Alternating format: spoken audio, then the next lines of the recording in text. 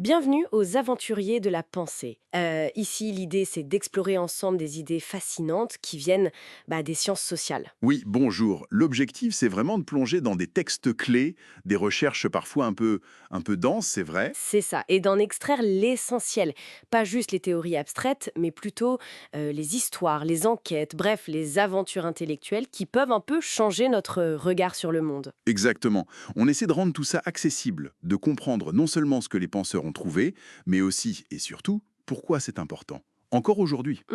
Voir un peu les forces invisibles quoi, qui façonnent nos vies. Par exemple, comment un sociologue comme Émile Durkheim, comment il a osé en fait transformer un acte aussi intime, aussi personnel que le suicide. Oui, en un fait social. Ça révèle quand même l'influence énorme du groupe sur l'individu. On parle de fait social, d'intégration. Tout à fait. C'est une démarche fondatrice pour la sociologie, ça. Ou alors, autre exemple, Bruno Latour. Lui nous emmène carrément dans les coulisses de la science. Ah oui, la tour et la science en train de se faire. C'est ça. Il montre que la science, ce n'est pas juste un bloc de faits établis tout propre. Non, c'est une activité pleine de controverses, de négociations. Il ouvre ce qu'il appelle la boîte noire. La boîte noire, c'est-à-dire. Ben, un fait scientifique qu'on accepte sans plus discuter parce qu'il est solide, on a oublié comment il a été construit. Toutes les étapes, les débats. Lui, il rouvre ça. Il montre la science en action. D'accord. Et on peut faire pareil avec d'autres sujets, j'imagine. Peut-être plus politiques. Bien sûr. Prenez Karl Marx, par exemple, et son analyse du coup d'État de Louis-Napoléon Bonaparte. Le 18 Brumaire. Exactement. Marx, il ne l'explique pas juste par la psychologie du personnage ou le hasard. Non, il regarde la lutte des classes, le poids de l'histoire. Cette fameuse idée que l'histoire se répète. Une fois comme tragédie, la seconde fois comme farce. Voilà. C'est l'analyse des structures sociales profondes qui explique l'événement, pour lui. Et on a aussi des approches qui utilisent des sources plus personnelles, non? Ah oui, tout à fait. Pensez à Thomas et Znaniecki, avec le paysan polonais.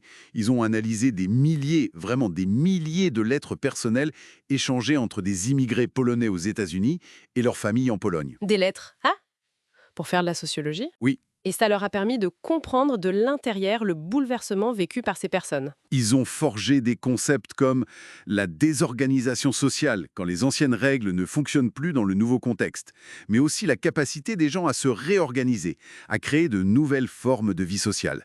C'était révolutionnaire comme méthode. Incroyable. Ça montre bien la diversité des approches. Et parfois, il faut carrément aller sur le terrain, j'imagine. Absolument. L'aventure peut demander une immersion totale, comme William Foote White. Street Corner Society. Précisément. Il a vécu pendant des années avec un groupe de jeunes Italo-américains à Boston. Un gang, comme on disait à l'époque. C'est ce qu'on appelle l'observation participante. Il a partagé leur quotidien, donc. Complètement. Pour comprendre leur monde de l'intérieur. Et il a montré que derrière l'image du chaos, du désordre, il y avait en fait une organisation sociale très structurée, avec ses codes, ses chefs, ses règles. Un ordre caché. Fascinant. Et pour finir ce petit tour d'horizon, on pourrait peut-être mentionner Max Weber. Ah, Weber, incontournable. Lui, il s'est demandé pourquoi on obéit. Pourquoi on accepte l'autorité d'un chef, d'un État. Qu'est-ce qui fait la légitimité du pouvoir? Et il trouve plusieurs réponses, c'est ça? Oui, en gros, trois grands types de légitimité. Il y a la tradition. On obéit parce que ça a toujours été comme ça. Il y a le charisme. On suit un leader exceptionnel, fascinant. Et puis, il y a la légitimité légale rationnelle. On obéit à des règles, à des lois impersonnelles, comme dans nos administrations modernes. Traditionnel, charismatique, légal, rationnel. D'accord, voilà.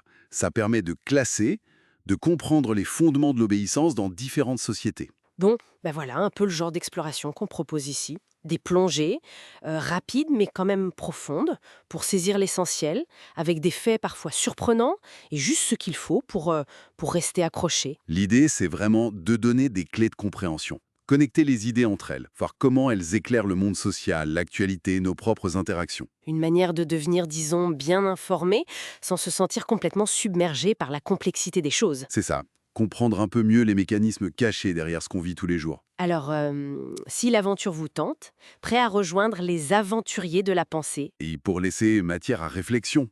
Et si la question la plus importante, ce n'était pas seulement ce que nous pensons, mais comment les structures sociales dans lesquelles nous vivons façonnent notre manière même de penser. Restez curieux.